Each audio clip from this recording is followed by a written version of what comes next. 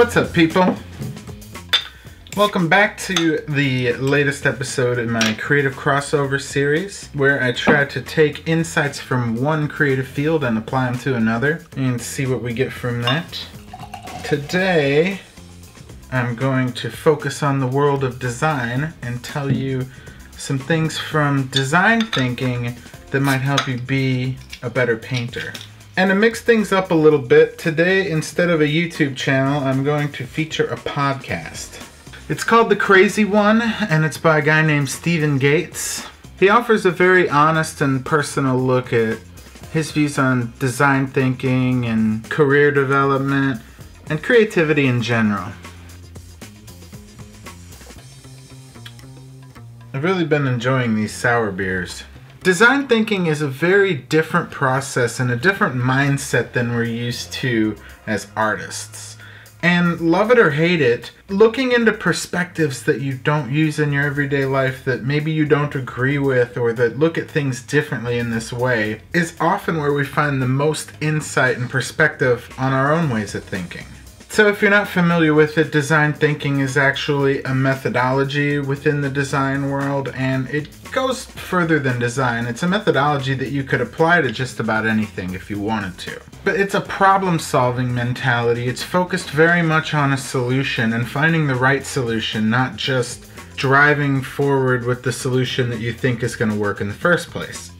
It's a process of discovery, and it's very much focused on what they call a human-centric approach. It's about understanding people and what people are going through and what they're thinking, and trying to find solutions that you may not have thought of otherwise from that process.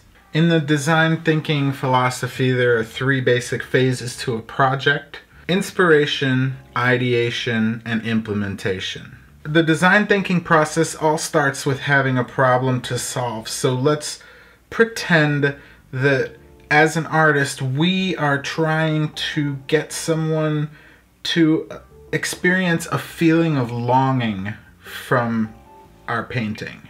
The first phase of the design thinking approach is the inspiration phase. This is where you collect up all of your inspiration and you do all of your research and you talk to people and you try to just gather any insight that you can. A lot of you artists probably do something really similar when you're just immersing yourself in the work that inspires you and going out and looking for new artists to draw new inspiration and ideas from. But what if you took that time and used it to try to solve some kind of problem?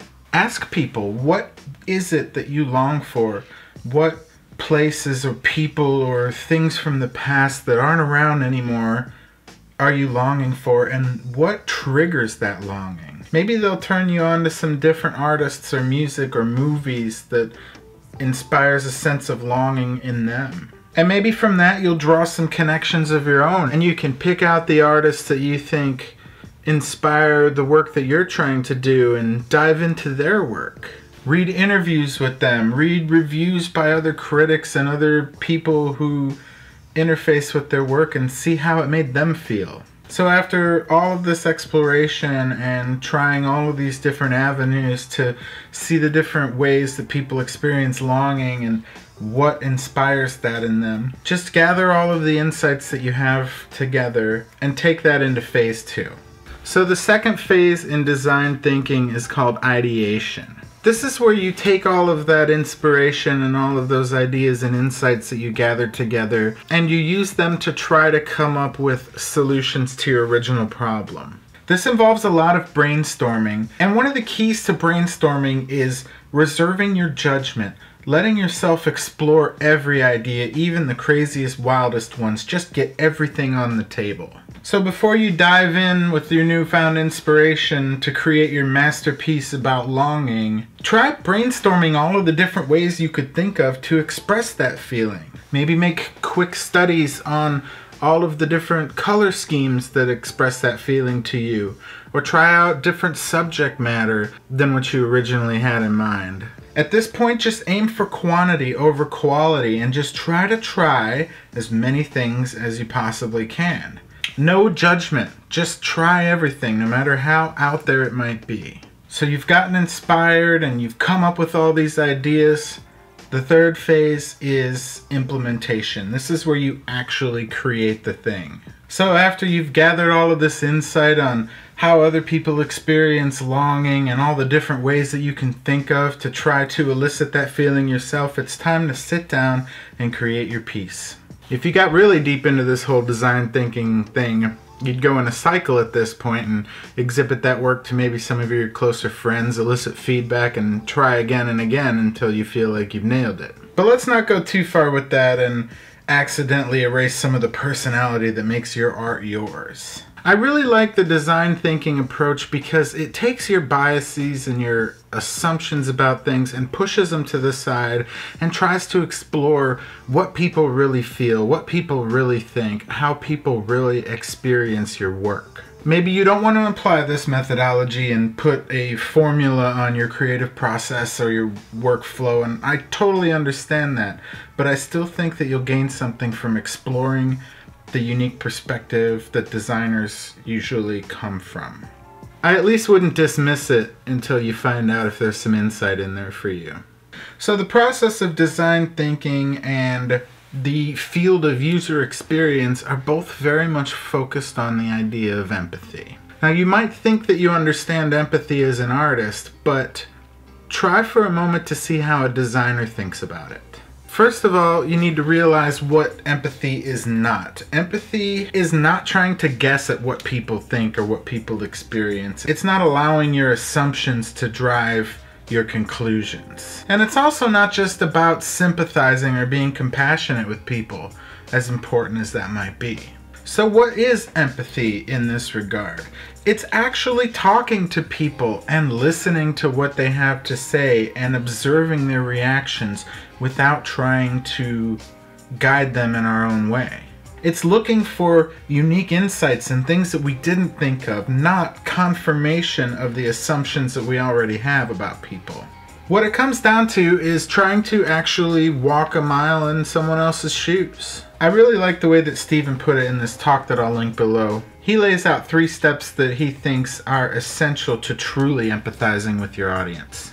The first one is immersion, and that's actually walking in someone's shoes. That's actually putting yourself on the other end and trying to experience what someone else experiences. The second one is observation, and this is very important because there is a big difference between what people think and what they say and what they actually do. And the third one is very direct. It's interviewing. It's actually speaking to people directly and seeing what they do think. So I guess the main point here is that if you really want to empathize with people, you need to drop the biases and the assumptions that you have about them, and you need to open a real dialogue to find out the truth. And as I'm sure you can imagine, this is going to bring all kinds of unique perspectives and ideas to your work that you wouldn't have thought of on your own.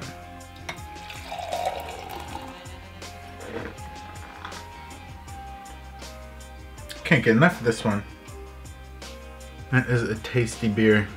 The first time that I became aware of this guy, Stephen Gates, was at Adobe MAX in 2016. He did this talk that I found really inspiring at the time called Success is a Choice. You can actually listen to the whole thing and watch his presentation as you go along. I left a link down in the description for you. But I was on the cusp of a transition in my own career between the career in design and art direction that had brought me to that point and trying to go out and find my own success and creating these videos and taking on some of my own work. His notion of success came from trying to be an inspiring leader in whatever field that you work in. And he was very much focused on the idea of having a clearly defined set of values that people could relate to and rally behind. He talked about trying to be a leader even if no one bestowed upon you a leadership position. Be a leader in whatever it is that you're doing right now. And I really like that, this idea of just making yourself into an example for others as the first step towards your own success.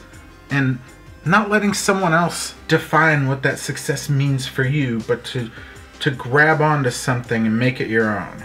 But he also gets into the part of success that people don't want to hear, and that's that it's a choice, and that this choice is predicated by a lot of hard work. Success isn't granted to us by someone who sees our potential and decides to pull us into the next phase of our life. As they say, opportunity favors the prepared, and success much more easily comes to people who are working hard every day and trying to make themselves better and trying to make their work better than the day it was before. And then when an opportunity comes along, you're the one that's ready to roll. So don't wait for someone else to decide that it's time for you to be successful. Go out and get it. Define your own version of success and work as hard as you can towards it. And I guarantee you're going to have a much better chance than just waiting for luck to strike. Thanks as always for hanging out with me. I hope that this series, and this episode in particular, maybe gets you looking at things from a different mindset. These particular design insights were all drawn from Stephen Gates, and you can go a lot more in depth on his ideas in his podcast, The Crazy One. He's really insightful. He's focused on design thinking and leadership and personal development. If you look in the description, I share the podcast episodes talking about these topics that we covered today, and also the full talk where I first discovered Stephen.